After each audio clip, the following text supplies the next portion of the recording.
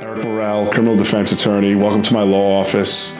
I'm here in New Brunswick. Today, I'm going to have us walk down to the courthouse. And on the way to the courthouse, we're going to discuss why you should hire my law firm for Zoom court as opposed to others. So come with me. Let's take a walk down to the courthouse. My signage so you know where you're at.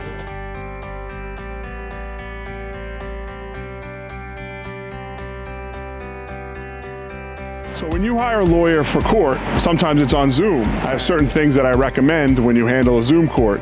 You make sure that you let the prosecutor know beforehand any of your defenses. So when you get on for Zoom, I introduce myself to the staff and let them know that I'm of course available. And if you don't speak English, you definitely should handle Zoom a little differently. I would suggest that the client actually comes to my office and not be on a separate Zoom. So these are just some things you should do if you're handling Zoom court. So presentation is still key for Zoom court. I would recommend a tie like this.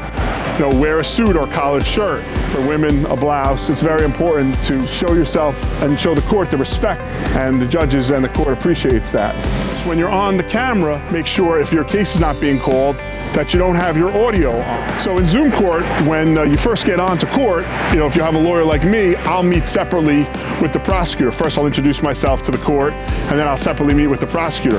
I've already provided the prosecutor with any motions or any defenses. You'll just sit and wait. And then, of course, I'll tell you what the result would be, and we'll decide how we're going to proceed. But that's the difference between me and other lawyers in regard to Zoom court. So court is already stressful, and of course, for Zoom court, let's make it less stressful. And when I represent somebody in Zoom court, I say, come to my office. I'm able to communicate better, and you're able to get a better result. So I'm 5 blocks from the courthouse and also very close to Rutgers campus. I frequently represent Rutgers students, and I'm familiar with the issues that they face at the college experience. So even though you're in a virtual court, there's a lot of penalties and things that could happen if you don't handle it correctly. Of course, you could have immigration consequences. You could lose your license. There's still the possibility of jail. So you want to have a good criminal defense attorney by your side in virtual court.